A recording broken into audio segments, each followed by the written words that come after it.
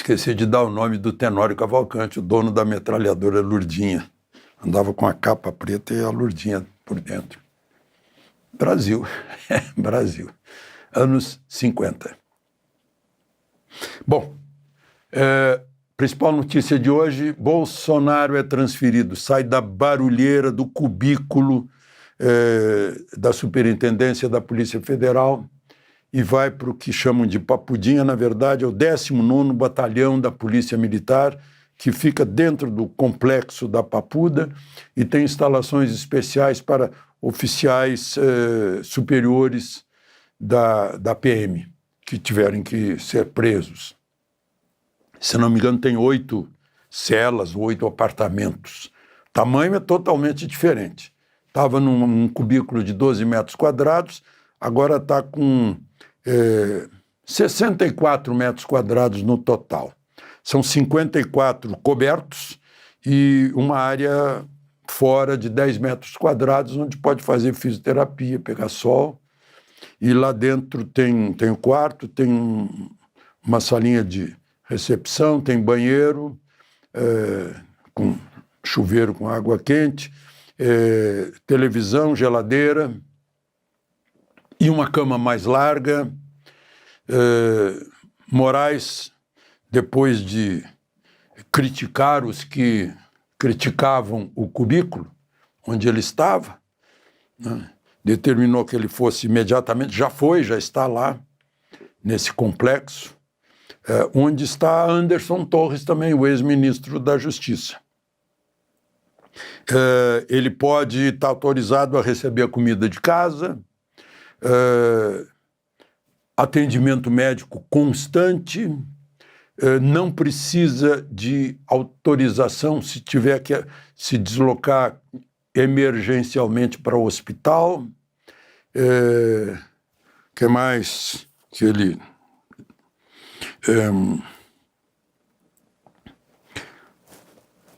televisão,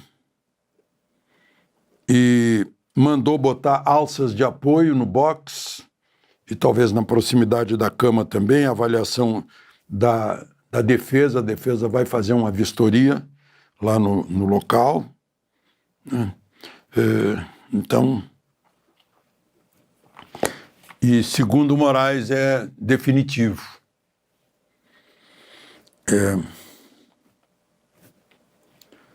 Até que seja aprovada a anistia no Congresso. A dosimetria vai ter o veto derrubado se a gente contar os votos, se forem repetidos os votos que aprovaram o projeto de lei que Lula vetou, né, será derrubado o veto de Lula. E agora tem a anistia proposta pelo senador Espiridião Amin. Isso não é compromisso de Alcolumbre com o Supremo de não tocar a anistia. O compromisso dele é não tocar impeachment. Aliás, está complicada a coisa lá para ministros do Supremo, o desgaste com essa história do Master, né? Agora o Banco Central mandou liquidar mais uma.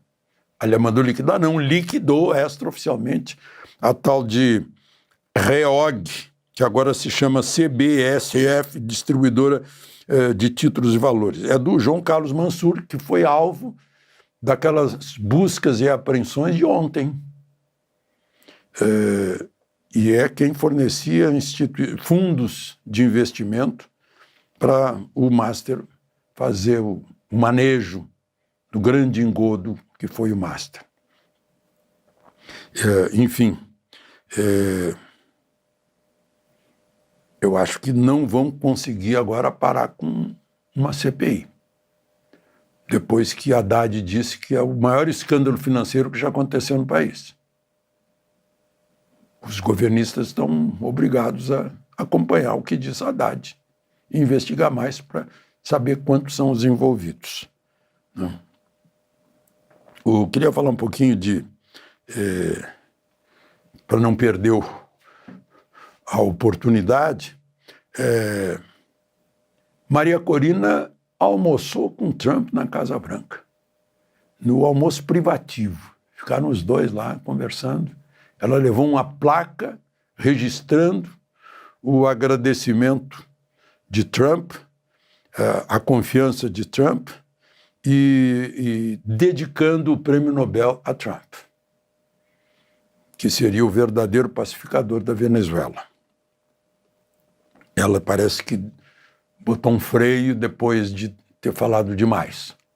Ela sabe muito bem que quando chegar na terceira fase, que vai ter que ser realizada a eleição, ela tem que se tornar uma candidata viável, né? Por enquanto é fase de estabilização. Por falar em estabilização, vocês sabem que o Petro já anunciou que está com data marcada para ir à Casa Branca conversar com Trump, porque gostou muito da conversa telefônica que teve com ele. É a diplomacia Trump de negociador, vendedor de imóveis, com que ele enriqueceu. Ele bota o bode para a pessoa negociar, depois ele tira o bode. Ao mesmo tempo, ontem foi uma conversa de 1 hora com a Delcy Rodrigues, que hoje preside a Venezuela e controla as Forças Armadas, o irmão dela controla a política, presidente da Assembleia Nacional, né? Conversaram quase 1 hora. A Delcy iria hoje a Washington, mas substituiu essa ida com a conversa telefônica de 1 hora. Eu estava pensando, né, o perigo que é a Delcy pegar um avião da Força Aérea venezuelana e entrar no espaço aéreo americano. Pega alguém lá que não está bem avisado, né? Talvez tentasse evitar isso. E outra coisa que eu queria registrar, que só hoje chegaram os restos mortais.